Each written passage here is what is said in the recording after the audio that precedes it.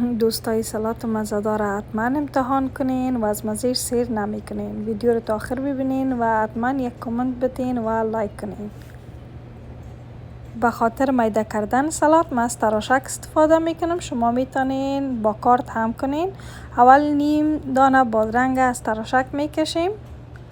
از تراشک که به صورت خلال او را در بیاره و بعد از او 2 دانه مولی سرخه که همه قسم رنده میکنیم. از تراشک بسیار نازک نکشین. تراشک که خلال زردک هم روش میکنین امور استفاده کنین.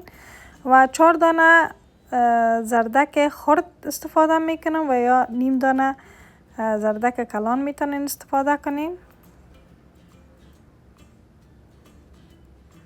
نیم عدد پیاز، اگر از تراشک استفاده نمیکردین میتونین از کارد استفاده کنین، مهم نیست، مقصد میده شون.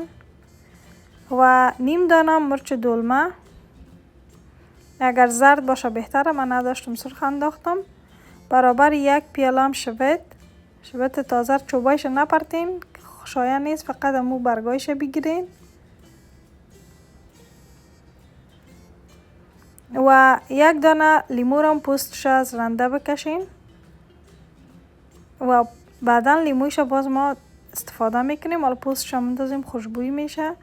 1 دانه اویکادو را میتونین امروی کار خورترک قطع کنین. میتونین از بغل او را گرد برش بزنین، هر قسمی که خواستین. همیشه کوشش کنین که در سلاتتان اویکادو پرتین، چون بسیار چربی بالا داره، هم خوش‌طعم میسازه، هم فایده داره. برابر 1 کپ پیکان یا چارمغز اگر خوش داشتین پرتین، اختیاری است. در 1 کاسه دیگه برابر نیم قاشق نمک اضافه کنین. از نیم قاشق کمتر، نیم قاشق چای البته کمتر مرچ سیاه. 1 قاشق پر سومک. 2 قاشق نان یا 2 قاشق کلان نان، مو پومگرانت مولاسیس یا مو ساس انار. و 2 قاشق کلانم روغن زیتون. اگر یکی زیرا خوش نداشتین اختیاری است، میتونین حذف کنین. و مو لیمو را که پوستش گرفته بودیم حالا آبش هم در اضافه میکنیم. لیمویی را که ما استفاده کردیم کلانتر است، اگر خود به 2 دانه استفاده کنین. و هر قدر سلاتتان ترش و شیرین باشه همقدر دگام مزه میته. مواد خوب مخلوط کنین، بالای سلات اضافه کنین و خوب مخلوطش کنین.